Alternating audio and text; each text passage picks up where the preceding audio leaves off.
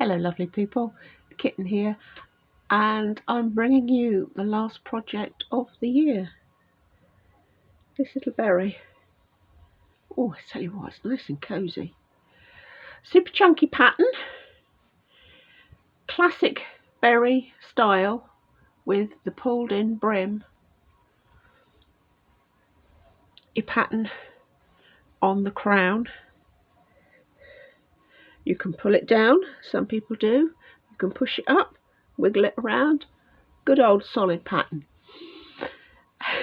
If you don't know me and you haven't got your pattern, my name's Kitten. I'm from the Kitten and the Goat in Kendal. We are a proper little knitting shop, and every month on my email list I create a free pattern for you. This little walkthrough is just an explanation of the techniques. It's not meant to be a full pattern prediction. Go and pick up the pattern from the website, it's there for a while, or get onto the email list. This is the last pattern of the year because it's the last week in November, and in December we do our Advent, which you get lots of patterns right the way through December to keep you out of mischief. So sign along to the email, like and subscribe to the YouTube channel because we're getting near our magic number, and let's make a cute little berry, shall we? Down a little alley in the heart of Kendal town is a tiny independent yarn shop. Welcome to the wonderful world of the Kitten and the Goat. I'm going to have a quick little refresh on working your rib and a bit of a discussion about working super chunky. So this is super chunky and it's worked on, where's my thing, somewhere up there we go, 9mm needles. A lot of people think that it's easier to work with a big yarn because it's less fiddly, and actually the opposite is true. This is only 4 rows of rib, and look how much space it takes up in the hands. You've got to manage all this with these great big thick needles, and I struggle. I mean, I know my hands are more fragile than most people's. I wouldn't say I've got particularly big hands, but I struggle to hang on and balance it all. So you knit, you're going in there, you're going to go round and off, and you've just got so much more to juggle with. We're coming in for the purl and round, and then we have to go back to do the knit. Don't get me wrong, I do like working in this super chunky weight. I just don't think it's particularly appropriate for a beginner. You can't relax your hands. You're constantly fiddling, trying to work one stitch at a time, and I find it quite cumbersome. It's not as cumbersome as when I'm sitting working it in my lap and when I'm waving about in midair, obviously, but I find it difficult. Now the only tricky bits you've got on this berry are your rib. We're going to pick up to increase to make the berry shape, and then we're going to decrease to make a pretty pattern round the crown area. So first of all, this is your rib. Yarn to the front, in, around and out, and then your knit stitch. 1 row stitch, knit, next one, purl. Okay, that's increasing next. Your first increase row is quite straightforward. Oops. We're going to purl 3, 1, 2, 3. Now we're going to purl front back, so we purl into the front, and to work the back we slip that out, we slip that round, and we purl it. So 1, 2, 3 into the front of the purl and work it. Ease it off the needle, catch the back and purl it. 1, 2, 3, purl front, catch the back, purl into the back. Okay, rewind that and rewatch it as many times as you like. We're going to do that all the way along to the end. The second way that we do our increasing for this is the up.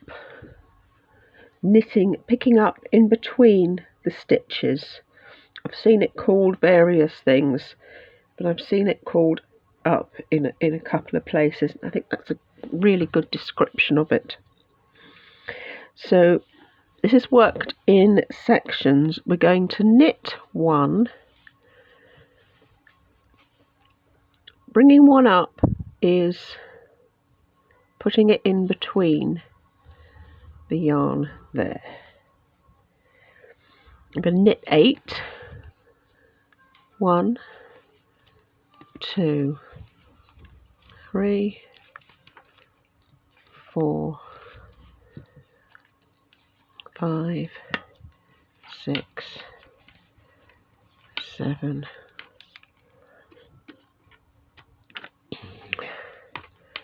8. Gets a bit heavy to manage this yarn. Then we're going to up. So see this gap here? Tuck it in there. Some people cross it over, some people don't. Entirely up to you, as long as you always do the same thing and it always looks the same. I'm going to knit 1. That's a section. It will make sense when we decrease because it decreases in the same kind of sections. So then we repeat that same section. So we knit 1, we bring 1 up, we knit 8, 1, 2, 3, 4, 5, 6, 7, 8, and then we're going to bring 1 up again there and knit 1, and that's another section. We've got 3 more sections of that to work. Once we've done this,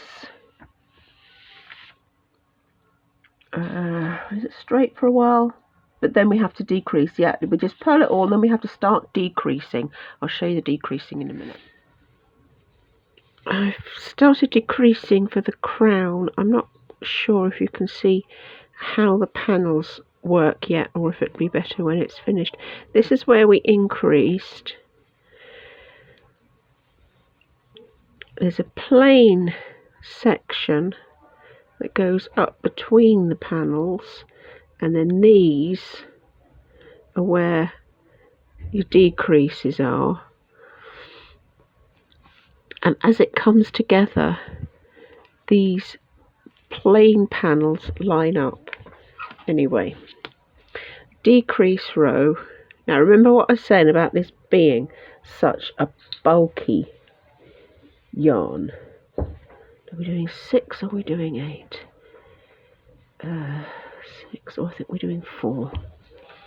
So we knit one, we knit two together, we knit two together. It's a big chunk. 1, 2, 3. Sorry, it's one. Eddie's greyhound friend has just gone past. Shush! Shush! They usually shout at each other. Now we got 2 together. Knit one, that's the end of the pattern. And then the next one starts. Knit one, knit 2 together. Make sure you get your yarn through both of the loops. It's quite a chunky thing to handle when you're starting to decrease like this. Just to make sure you get it right through everything. 3, 4, right through both the loops and right through both, so that when you slip them off, they're secure. I'll finish the crown and show you what a super pattern it makes. Here we are, we're sewing up our beret. Don't forget, when you slip the last stitches off the needle, take the yarn, continue round the circle, don't go back on itself, so that it pulls in tighter. Personally, I don't like to sew up with the super chunky yarn. I think it's too thick, it makes too much of a lump.